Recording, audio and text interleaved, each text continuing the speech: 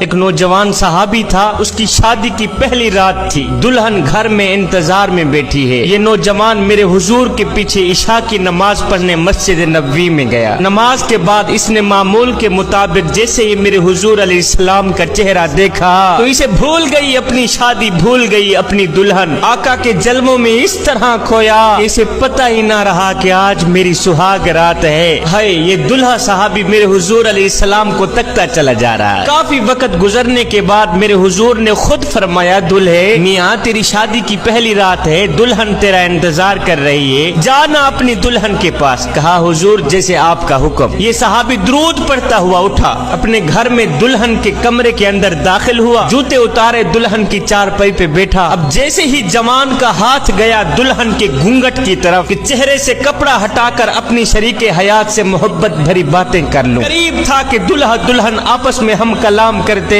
ابھی ہاتھ گھونگھٹ کی طرف جا رہا تھا کہ گھونگھٹ اٹھاؤں تو پیچھے ایک دم مدینے کی گلی سے حضرت بلال کی آواز آئی، مدینے والو جہاد کے لیے حکم آ گیا ہے، تمہیں محمد عربی بلا رہے ہیں۔ بلال نے آواز دی، مدینے والو جلدی باہر نکلو، کل تم نے اپنے سروں پہ کفن باندھ کر محمد عربی کے قدموں پہ اپنی جان قربان کرنی ہے۔ آئے بلال کی آواز سن کر گھونگھٹ کی طرف جاتا ہاتھ رک گیا، قدم چار پئی سے اتر آئے، جوتا پہن کر تلوار ہاتھ میں لی، نوجوان صحابی باہر نکلنے لگا کہ دلہن دوڑ کر قدموں سے لپٹ گئی۔ کہا نوجوان شادی کی پہلی رات ہے، تو نے ابھی میرے چہرے سے نقاب ہی نہیں اٹھایا، میرے سرتاج مجھے چھوڑ کے کہاں جا رہے ہو؟ نوجوان نے جھٹکا دیتے ہوئے کہا، او نادان مجھے مت روک، اس لیے کہ مجھے میرے سرتاج نے بلایا ہے۔ یہ نوجوان سیدھا میدان جنگ میں گیا، جنگ لڑتا رہا، کافروں کو فنار کرتا رہا اور خود بھی سر سے پاؤں تک زخمی ہو گیا، اتنا زخمی ہوا کہ سینے میں نیزہ اس طرح پہ وسط ہوا کہ یہ نوجوان گھوڑے سے گر گیا۔ جب گھوڑے سے گرا خود کو